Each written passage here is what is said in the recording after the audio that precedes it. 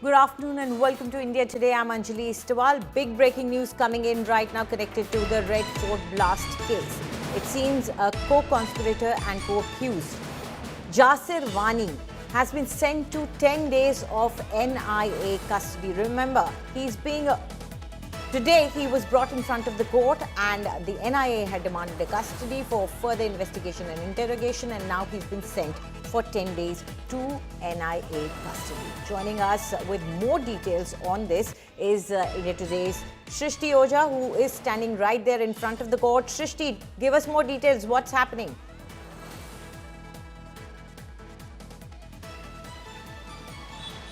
Well, yes, as we know, the second crucial arrest by the NIA in the Delhi Red Fort bomb blast case, the accused was produced before Delhi's Patiala House Court some time back by the NIA before the district judge, where a hearing happened, a short hearing where the NIA, according to our sources, apprised the court of the allegations against this accused Jasir.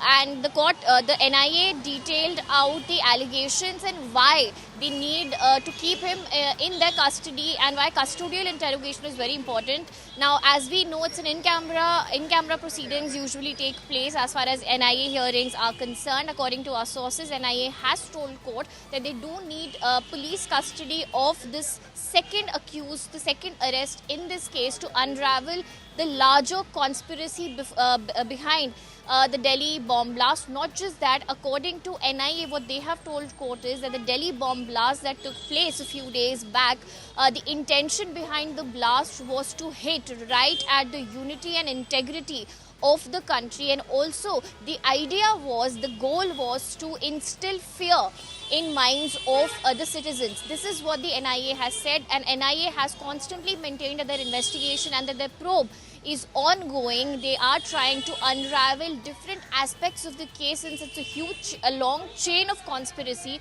and they want to inquire and find out each and every aspect of that chain of conspiracy involved in this case, which is why the investigation that the agency is carrying out is also across different states, and their intention is to find out each and every person who was involved in this case. The allegation against this accused who was produced before court today is that he not only provided technical support to the suicide bomber, but also modified several drones and was also attempting to prepare rockets. All of this was also told to the court by NIA, and the court has allowed 10 days of police custody to the NIA to question the second accused in this case. The next 10 days will be extremely crucial for the NIA, because remember, they have both the accused they have arrested in custody for 10 days. So they'll have these 10 days time to not only confront and question these accused, but also confront them with the evidence that they have found,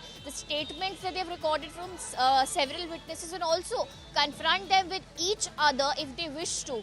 Also, if NIA wants to take these accused to any location, for example, how in yesterday's case, the court was told by NIA that NIA needs to take the accused to Kashmir for further probe. So if they have to be taken to any other state or any other location, these 10 days, this is the time that the NIA will have to utilize, and after 10 days he'll be produced, both the accused will be produced again once their police custody ends, and the court will have to be apprised of the investigation that has been conducted till now by the National Investigation Agency. Back to you.